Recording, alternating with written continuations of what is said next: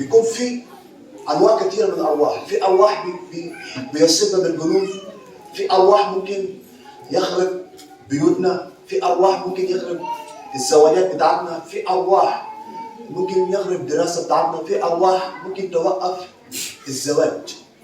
بتلاقي انه انت ممكن انت بنت او انت ولد او انت شاب وانت قابل على الزواج، بتلاقي انه الزواج بتاعتك مفيش جديد. كل ما تقدم لبنت بتحصل ايه؟ مشكله. فدي ارواح بتكون موجوده في حياتك مضطرات، انت بتكون مش ملاحظ. واقول لك حاجه، ممكن انت كل ما تقدم في الزواج بتلاقي انه الزواج بتفشل. بتلاقي لما اخوك يجي في المرحله بتاع الزواج برضه الزواج بيفشل. بتلاقي عندك اختك في البيت عايزين يزوجوها، الزواج بتفشل. امين؟ دول حاجات صعبه مفيش حد يقدر يحلها. مصدر الرب. فالارواح مش مجرد لما نقول ان في حد ملبوس مش بيعني انه مجنون، او مش بيعني انه مش محتاج تخجل، لانه القوه اللي موجوده مش قوه انت بتقدر عليها. هللويا. الراجل هو ملبوس في ارواح نجسه. مصدر الرب.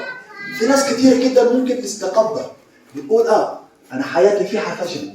المشكله مش في الفشل، المشكله انت محتاج تشوف مين هو الحل. مش عايزك انك تخجل. مصدر الرب. فكان الله بيقول انه انسان، لا هو كان بيحاول يربطوه او بيحاول انه يحدده. امين. النهارده ممكن تكون في امراض بتيجي نتيجه عن ارواح الشريره.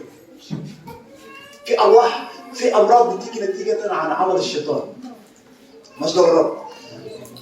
فبتلاقي انه الناس عايزه تحديك. كما الله بيقول لانه قد ربط كثيرا بقيود وسلاسل.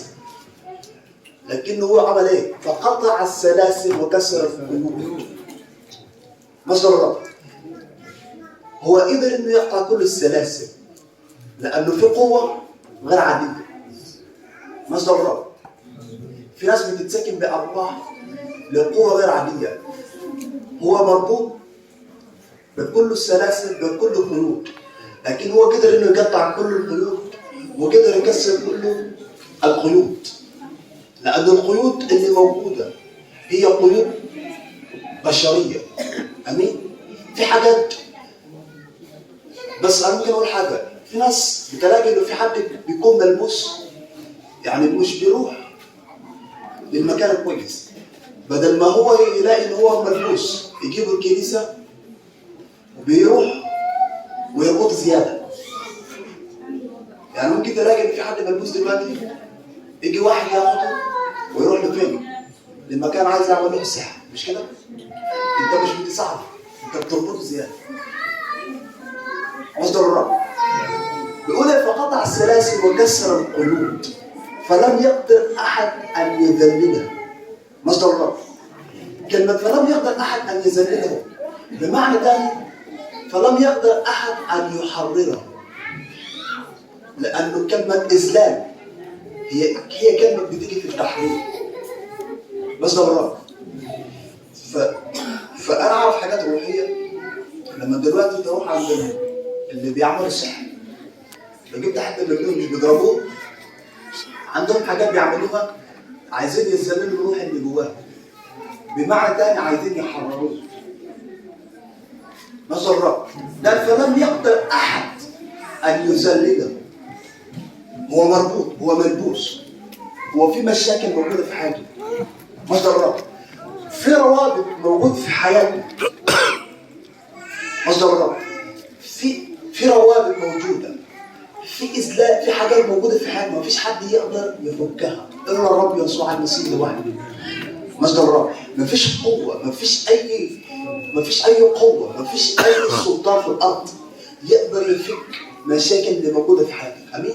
هنضرب في 5. بقول ايه في 5؟ وكان دائما ليلا ونهارا في الجبال وفي القبور يصيح ويجرح نفسه.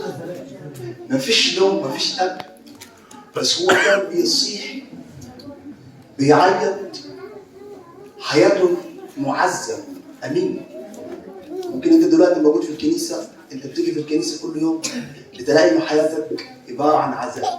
تروح البيت مفيش راحه، تيجي الكنيسه مفيش راحه، تروح في اي مكان مفيش راحه. لانه ليه؟ في حاجه موجود في حياتك، في مشكله. لما نقول انه في مشكله مش بيعني انك انت ملبوس بس، في مشاكل محتاجه تتفكر في حياتك.